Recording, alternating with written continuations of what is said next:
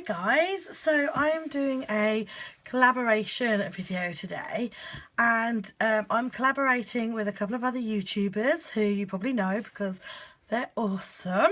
I am collaborating with Daisy, who is My Green Cow here on YouTube, and Geraldine Jane. I'll post both of their links below so you can go and check them out. And what we are collaborating on is a project from this book.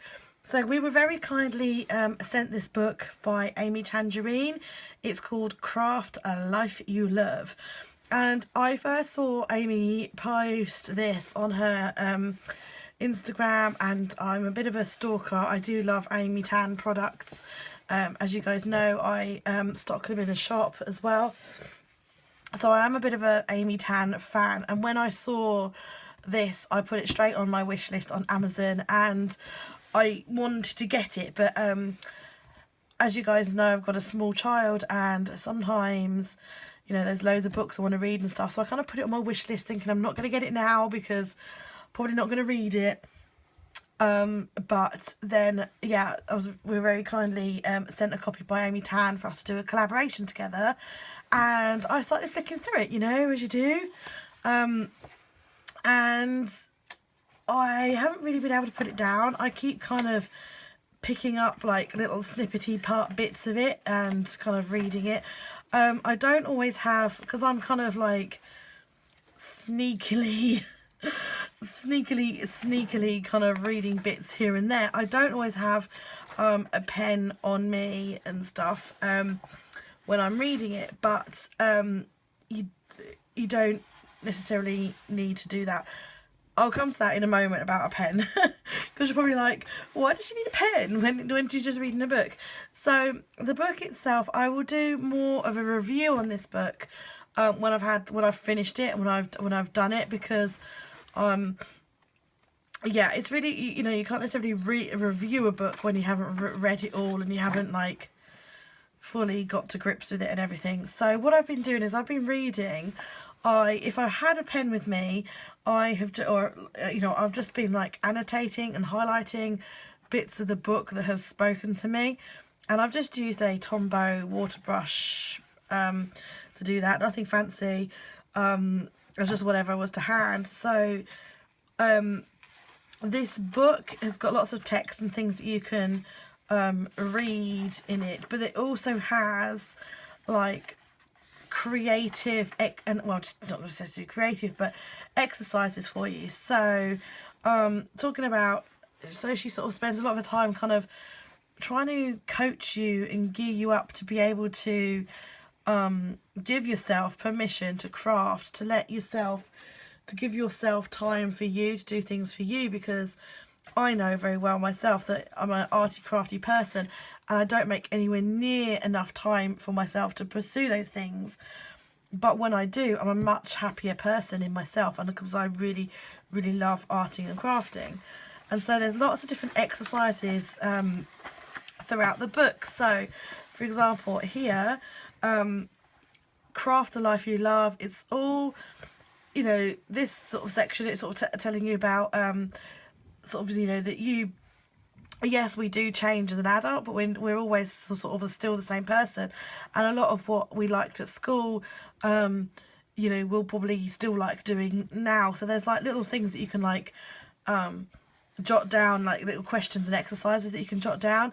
And this is what I'm saying, that when I'm reading it, I don't always have a pen with me, because I am literally reading little chunks and snippets when I can, when I haven't got a toddler demanding my attention.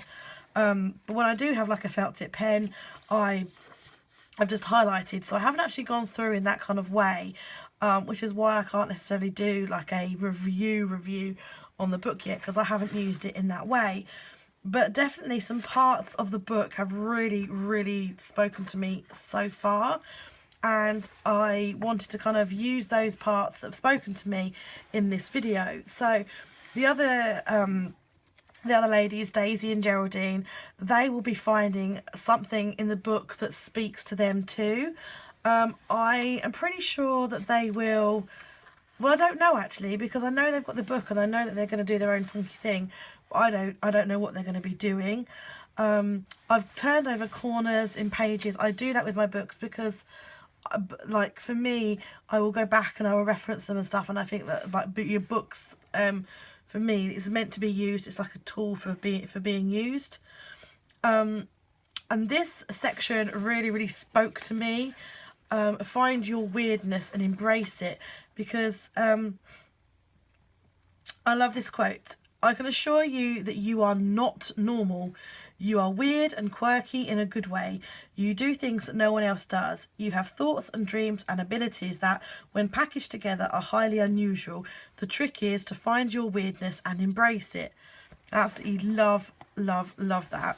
And I thought that was really cool, and I love that quote, find your weirdness and embrace it. And this exercise here, what makes you weird and quirky? This is the exercise that I thought that I would do today on camera for you guys. Now, the way the book is set out is just sort of supposed to do it in the book. But as I said, because I haven't done any of the exercises yet in this book, I thought I would take this particular exercise and put it into my journal. And do it that way. And what else was I going to say? There was another one. Yeah, I was going to say this particular page spoke to me, but I didn't have a pen with me, so I can't really remember what that was, why I put that corner under. So yeah, I'm not sure what the other girls are going to do, whether they're going to create directly in the book as it was intended. That's kind of, I believe that's what Amy Tan has intended. Otherwise there wouldn't be loads of lines and stuff for you to write. But as I say, the way it's speaking to me at the moment is to pull it out of here and put it in my journal, just because I haven't done any penmanship in here whatsoever.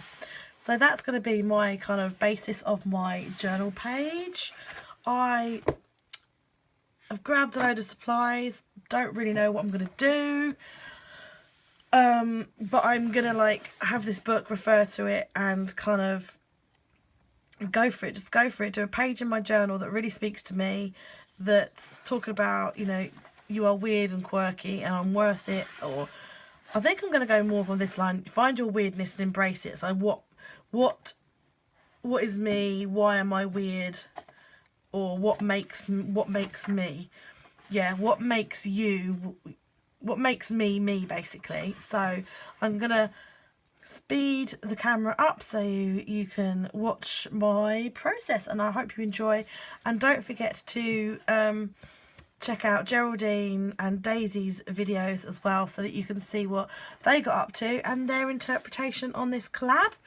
And don't forget to check out this book on Amazon as well. It's available in the UK and in the US, and I'm pretty sure it's available everywhere. So it's Craft a Life You Love by Amy Tangerine. And yeah, so far I can say that you won't regret it. I've been really enjoying this read, and as I say, I want to read it so I can do like a proper review for you guys. So let's get creating. So the first thing I want to do on my page is a bit of background, and for this I just use a really cheap set of children's craft watercolour paints. Now I usually find them really good, but this is the first time I've used them on this paper, which is the a Reset Girl, so from Simple Stories insert, and they were pretty rubbish, so I wasn't really that keen on the pigmentation, so I quickly abandoned those. And as I said, I normally love them. And used a Posca paint pen with just a little bit of water and a brush, just to kind of give a bit of a background. And I also use a couple of distress stains, just quickly whizzing them over the page and then kind of moving them around a bit with a little bit of water and a brush.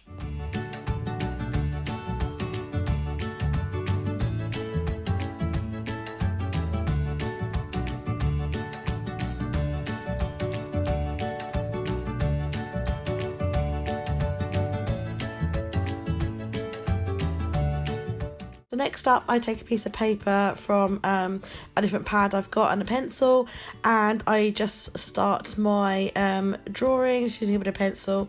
And then what I always do if I'm going to do some painting is I take a rubber and I very lightly rub it out, so you can still kind of roughly see the impression that was left from the pencil, but not all of it, and I find that method really works for me. I use Posca paint pens to colour in the face, and then I go back over and I use the watercolour set to kind of add in some of the details. As you will see, I do make a little bit of a mess on the eye, and that is because I do this all the time. I never let stuff dry properly before adding the next layer, but you will see that I recover it, and it's all good. So once I'm happy with the whole thing, I then cut it out and I glue it onto the background that I did in my journal.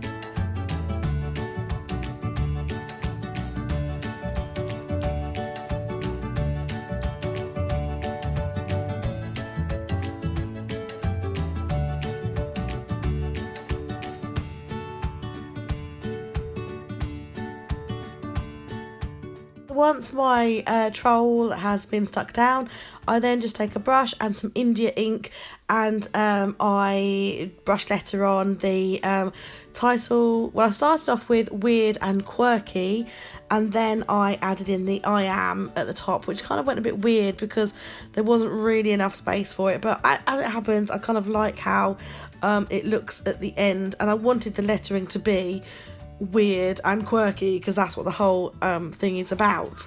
I then took the quote that I've highlighted in the book, and I just wrote that in the little segment by the D there, so that I had that in my journal.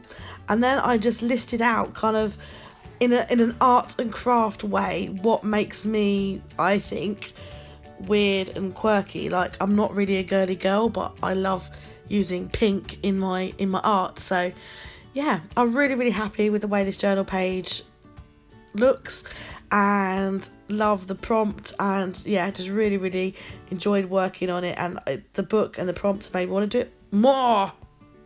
I hope you enjoyed this video, and don't forget to check out Amy Tan's book on Amazon. Thanks for watching, guys. Bye.